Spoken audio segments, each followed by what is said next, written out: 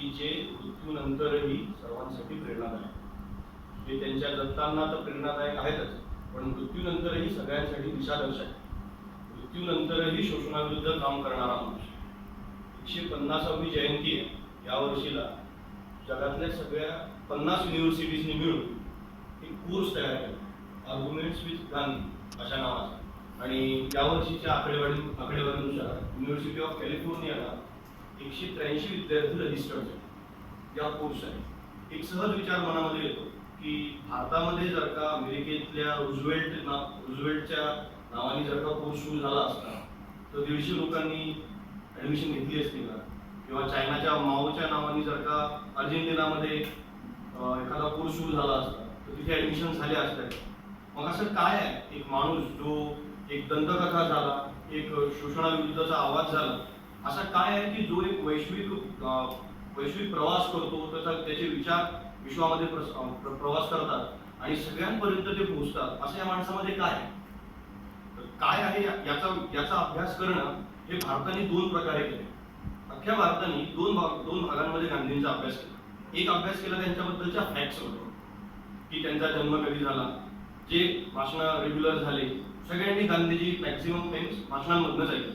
जन्म कुठे झाला, दांडी यात्रा कधी झाली, चंपारण सत्याग्रह कधी झाला, कधी उपोषण केलं, यांच्या संदर्भात. आणि या सगळ्यांमध्ये थोडंसं मागे राहिलेलं ॲज अ एक युवक म्हणून मला असं वाटत राहतं की त्यांच्याबद्दल वाचन झालं नाही, त्यांच्याबद्दलचं कुठल्याही प्रकारे चर्चासत्र झाली नाही, त्यांच्या विचारांवर कुठे आपण बोललो नाही, आपण ऐकलं नाही. आणि याच्यामुळे आपल्याकडे गांधी जयंती हा एक सुट्टीचा दिवस समजला आहे. महात्मा गांधींबद्दल जर का बोलायचं झालं तर असं कधीच होणार नाही की माणसाला प्रेमाबद्दल द्वेष तयार आहे. जगात अशी कधीच होणार नाही की त्याला बंधुत्व नाकारलं, त्याच्यामध्ये बंधुत्वाची भावना तयार होणार नाही. असं कधीच होणार नाही की माणसामध्ये अन्यायाविरुद्ध काहीतरी तयार होणार नाही. जिथे जिथे हे सगळं तयार होत राहील, जिथे जिथे कायमस्वरूपी लोक संघर्ष करत राहतील, जिथे जिथे लोक उभे राहत राहतील, जिथे जिथे लोक अन्यायाविरुद्ध आवाज देत राहतील, सत्याग्रहाच्या मार्गाने सत्याच्या बाजूने उभे राहत राहतील, तिथे तिथे पाण्यावर जसं करंगळीने रेखाचित्र काढले जावं असे गांधीजी असतील, गांधीजी राहतीलच. गांधींचा अभ्यास जर का करायचा म्हटला तर मी एक ढोबळ मानाने 5 त्यांचे सर्वात महत्वाचे जे विचार आहेत ते समजतो. पहिला विचार सगळ्यात महत्वाचा सत्य. सत्याच्या बाबतीत जर का आपण बोलायचं झालं तर असत्य कितीही मोठं असेल, कितीही शक्तिशाली असेल, कितीही आर्थिकदृष्ट्या संपन्न असेल, तरी ते सत्याच्या शालीनतेपुढे एक दिवस त्याला झुकावंच. सत्य हे शेवटी इतकं शालीन असतं की अत्यंत शांतपणे स्वतःचा विजय सत्य साजरा करतं. हे गांधींनी सांगितलं नाही, हे गांधींनी करून दाखवलं. एक शस्त्रही उचललं नाही, एकाही लढाईत भाग घेतला नाही आणि असं साम्राज्य की ज्याच्यावर आपण समजायचो की ज्याच्यावर सूर्य कधी मावळत नाही, असं साम्राज्य नमुन्यात. एका मोठ्या चळवळीच्या गावामध्ये जेव्हा राष्ट्रीय सभा ही केवळ काही इंग्लिश बोलणाऱ्या लोकांची काही मोठ्या शहरांमध्ये असणारी सभा होती, हा माणूस आला आणि यांनी राष्ट्रीय सभेची चळवळ अशा लोकांपर्यंत पोहोचवली की ज्यांच्यासाठी स्वातंत्र्य हवं. अशा लोकांमध्ये होतं. एक याच्यामध्ये थोडीशी फॅक्ट जर का सांगायची तर भारत स्वतंत्र जेव्हा झाला तेव्हा महिलांना मतदानाचा अधिकार द्यावा का नाही हा प्रश्नच आला नव्हता. हे विचार करण्यासाठी जगातले बरेचसे देश असे आहेत की ज्यांच्यामध्ये महिलांना मतदानाचा अधिकार नंतर मिळाला, पण आपल्या वेळेस हा विचारच आला नाही.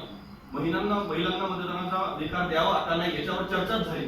तो आहेच असं समजण्यात आलं होतं. याचं एक कारण रामचंद्र गुहा त्यांच्या गांधी नावाच्या एका पुस्तकामध्ये शोधतात की गांधींना त्यांच्या प्रत्येक चळवळीमध्ये जो काय महिलांचा एक फार मोठा त्यांना सपोर्ट जो आहे तो मिळत राहिला. आणि यांच्यामधनं जितक्या स्वातंत्र्य सैनिकांमध्ये आपण पुरुष संख्या आपण पकडतो त्याच संख्यामध्ये महिला त्याच्यामध्ये होती. याच्यासोबत अजून एक तत्व जर का गांधींचा आपण विचार केला तर अहिंसा आहे. अहिंसा या मुद्द्यांवर आज बोलण्याची खरी आवश्यकता आहे. याचं कारण असं आहे की शौर्य नावाच्या संकल्पनेची एक चुकीची व्याख्या आपल्या संपूर्ण भारत देशामध्ये किंवा संपूर्ण जगामध्ये किंवा एक शौर्य नावाच्या संकल्पनेची चुकीची व्याख्या सगळीकडे वापरली जाते. दुसऱ्याला पराभूत करणे म्हणजे शौर्य समजले जाते. दुसऱ्याला लढाईमध्ये कमकुवत समजून त्याला तिथे त्याचा सगळ्या आवाजाचं दमन करणे म्हणजे शौर्य समजले जाते. शौर्य त्याच्यात नाही. गांधींनी आपल्या सत्याचे प्रयोग या पुस्तकामध्ये शांतिनिकेतनमध्ये राहण्याच्या त्यांच्या वास्तव्याचा त्याच्यामध्ये उल्लेख केलेला आढळतो. आणि गुरुदेवांचं आणि त्यांचं एक चर्चा आहे. त्या चर्चेमध्ये गांधी लिहितात की शौर्य कशात आहे, तर शौर्य दुसऱ्यासाठी झटण्यामध्ये शौर्य, आपलं आयुष्य दुसऱ्यासाठी खर्च करण्यासाठी शौर्य, आपल्या आयुष्याला दुसऱ्यासाठी काम करताना जे काय ताकद लागते ती सामान्य माणसामध्ये तयार होते. आजच्या आपण या सगळ्या वातावरणामध्ये या शौर्याला फार मागे घेऊन आहोत. हे शौर्य आपल्या सगळ्यांमध्ये येणं आवश्यक आहे. सत्य, करुणा आणि शौर्य यांचा एक मिलाप जर का आपण बघितला तर हा माणूस त्याच्यामध्ये होतो. त्यांचा जर का विचार केला तर एक कवितेच्या 2-3 ओळी त्याच्यामध्ये आठवतात की शौर्य क्या है, शौर्य शायद एक हौसला, शायद एक हिम्मत, हमारे बहुत अंदर मजहब के बनाए इस दायरे को तोड़ के किसी का हाथ थाम लेने की, बढ़ती मारती दुनिया में निहत्ते डटे रहने की. या माणसाने या सगळ्यांचा एक पुरेपूर आपल्यासमोर वस्तुपाठ घडून दिला.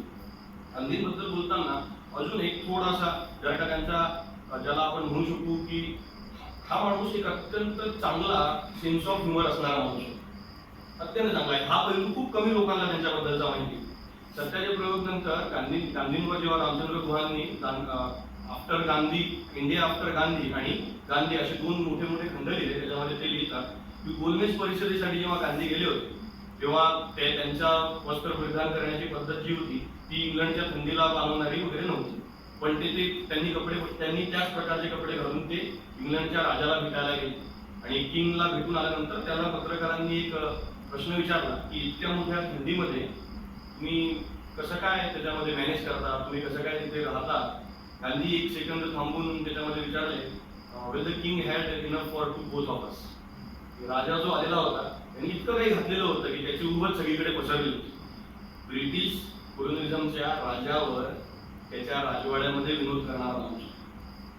ही विनोद बुद्धी त्यांनी कायमस्वरूपी केली. तो इंटरव्ह्यू फार मनोरंजक आहे. त्याच्यामध्ये अजून एक प्रश्न त्याच जर्नलिस्टनी त्यांना विचारला, what do you think about the British civilisation, British civilisation बद्दल तुमचं मत काय आहे. गांधी 1 मिनिट थांबतात आणि उत्तर करतात की it will be a good idea. त्यांनी जर का याच्यावर विचार केला तर ती चांगली आयडिया असू शकेल. त्यांनी ब्रिटिशांना सिव्हिलाइज समजलं नाही. गांधींचा हा एक पैलू आहे की जो कायमस्वरूपी आपल्या सगळ्यांच्या विस्मरणात जात राहिला होता. पुस्तकात गांधीवाड सरांनी आता उल्लेख केला की अत्यंत मोठ्या प्रमाणातला लेखक आहे. 90 खंड प्रकाशित झालेले आहेत. जर का आपण सेवाग्रामच्या लायब्ररीमध्ये गेलो तर केवळ गांधींनी लिहिलेलं किती आहे, तर सत्याचे प्रयोग तर सगळ्यांसाठी एक आपल्या सगळ्यांच्या अभ्यासक्रमात असावा, आपल्या घरी असावं असं एक पुस्तक त्याच्यामध्ये आहे. लहान मुलांनी त्यांच्या 12वी पर्यंत सत्याचे प्रयोग जर का वाचलं तर मुलगा बदलतो, हे अगदी अनाभिषिक्त त्याच्यामध्ये सत्य आहे. पण तसंच जर का त्यांच्याबद्दलचं आणि घोस्ट रायटर्स बद्दलची एक संकल्पना सध्याला आहे की जसे बराक ओबामा जर का सोडले तर जगातले सगळे मोठे पॉलिटिशियन्स आहेत की ते घोस्ट रायटर्स वापरतात. म्हणजे जर का जॉर्ज बुश यांचं आत्मचरित्र वाचलं तर त्यांनी दुसऱ्याकडनं पण प्रोफेशनल रायटर्सची एक टीम असते की जे त्यांना ड्राफ्ट करतात. मनमोहन सिंग यांचे जे भाषण असतात की ते ड्राफ्टिंग कमिटी असते. गांधींनी एकूण एक शब्द स्वतः लिहिला, स्वतःचे विचार. आणि हा माणूस एक भयंकर प्रमाणात आयुष्याची समज असणार. आईन्स्टाईन इतका बोलता म्हटले होते की हा माणूस पुढच्या 100 वर्षानंतर या पृथ्वीवर माणूस म्हणून वावरला की या पिढ्यांना विश्वास न बसण्यासाठी गोष्ट आहे.